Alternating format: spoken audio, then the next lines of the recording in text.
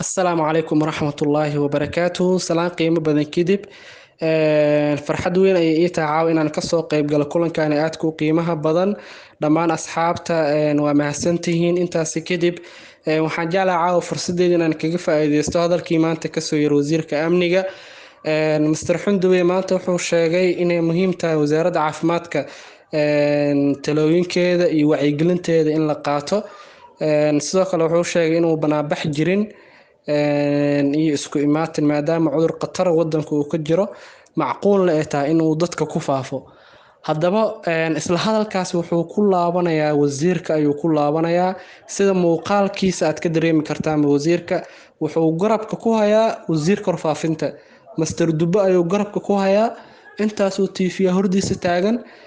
qofkii rabo dib ayuu u daawan oo u sii fiirsan karaa muuqaalka talooyinka wasaaradda caafimaadka waxaa kamid ah looga hortagayo cudurkan in qofka ugu yaraan 1 mitir ay kala fogaadaan dadka inay kala fogaadaan 1 mitir afkana la wada xirto haddaba wasiirka afka muusan u xirnayn oo saxaafadii la hadlayay laakiin wasiirka kaleeto afka uu xirnaa garabka ay isku hayaan haddaba yaa ii sheegi kara dhalinyarada halkan ku jirta aqoon-yahanada idaawanaya iyo barnaamijkan iyo dadka ka soo qayb gala barnaamijkanba yaa ii sheegi kara cudurka koronaha aana ku faafeenin ama aana ku dhaceenin wasiir Xunduwe iyo wasiir Dubbe aana ku dhaceenin oo shacabka halkaas imaanayo oo fikirkooda rabaan inay ummadda Soomaaliyeed la wadaagaan madaxweynaha u sheegaan inuu waqtigii ka dhamaaday sharci darrana uu meesha ku fadhiyo ku faafayo yaa ii sheegi kara marka waxa meesha ka socda macquul ma ahan wax ummadda Soomaaliyeed la soo hor istaagi karana ma ahan wasiirkan waxa loo baahanayo wax uu ku hadlaayo marka hore inay asaga ka muuqato marka si loogu daydo marka in wasiirku uu yiraahdo cudurka faafaya ilaalinayna asagana wasiirka saaxiibkiisa oo garabka ku hayo cudurka marka aan ku faafeenin labada wasiir aan ku faafeenin oo shacabkaas ku faafaya yaa ii sheegi kara barnaamijkaasi si loo iclaamiyo waaye wasiirka sidoo kale wuxuu sheegay yaa ii sheegi karo qof la caburiyo ma jirto yes waxa caburinta kamid ah in dadka la yiraahdo ma soo banaabixi kartaan ma isku imaan kartaa in la dhaho caburinta kamid tahay wadooyinka dhan caasimada oo laf dhabarta waa oo muhiimku ah way xiran yihiin haddaba haddii aan dib idin celiyo wax yar 2011 iyo 2012 xilligii ugu dambeysay ee Sheekh Shariif waxa ogsoontihiin in baawurka BLK oo ka soo baxay isgooska Holwadaag uu soo marayay sayidka madaxtooyada irideeda ilaa Xamarweyne baawur BL ka shaqeeyay 8 sano ka hor waay 8 sano ka hor hadda wadanka intuu taagan yahay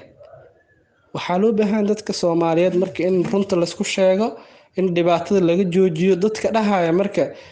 madaxweynayaashii hore iyo midowga musharaxiinta waxay rabaan wadankan inay burburiyaan oo tiimka farmaajana waxay rabaan wadanka inay badbaadiyaan qofka inay dadka ka dhaadhacsiiso rabto oo propagandadaas magaalada gelinaysa wax laga xumaado waaye waxyaabo noocaas camal ah arkayna waxaan rabaa inaan halkaani ka booriyo oo u baaqo midowga musharaxiinta iyo shacbiga Soomaaliyeed ba inaan la niyo jabin xaqiiqada iyo wax kasto dhibaato wadankan ka jira si cad loo sheego dastuurka ogolaanayo in la banaabaxo qofka ra'yigiisa uu soo bandhigi karo haddaba madaxweynaha hadda waqtigiisa dhamaaday filla Soomaaliya sharci darro ku fadhiya ujeedkiisana wuxuu yahay ciidamo uu dhistay inuu dhaho meeshan igu waardiyeeyo kursigan igu haaya taasina ma ahan wax ummadda Soomaaliyeed dan ugu jirto wax macquul noqon karana ma ahan madaxweynaha meesha sharciga ku yimid doorasho ku yimid marka asaga doorashadii ku yimid haduu diiday dadmiinis waxa waaye dhibaato kala damacsanaya noqonaysa marka ummadda Soomaaliyeedna waxa loo baahan yahay dhalinyarada iyo aqoon-yahanada ma ahan inay aamusaan ma ahan inay ka hadlaan arrintaani dhibaato weyn ayaa ka dhalan karta qatar weyn ayaana ka imaan karta reportkii ugu dambeeyay ama warbixintii ugu dambeysay iyo update-kii ugu dambeeyana madaxweynaha Puntland inoo sheegay marka waxa loo baahan yahay anagoo ixtiraameena Soomaalinimada anagoo ixtiraameena diinteena Islaamka oo aan haysano oo wanaaga ku dhisan waxa loo baahan dadka Soomaaliyeed inaanan laga shaqeynin burburkooda, inaan laga shaqeynin. Soomaali maanta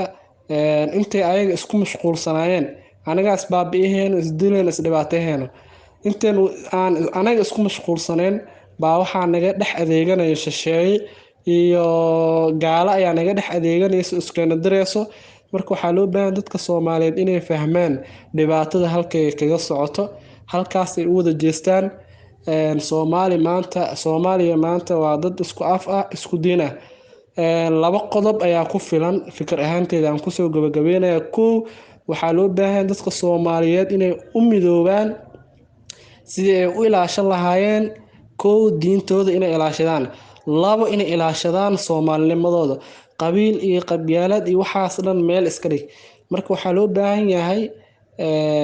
in ummadda Soomaaliyeed waxa wadanka ka dhacaya inay arkaan. Dadka caburinta wadanka ku hayo oo shaqaalihii shacabka ah, ayagana waxaan ugu baaqayaa ugu horeeyaan xukuumadda iyo madaxweynaha inay caburinta dadka ka daayaan. Golaha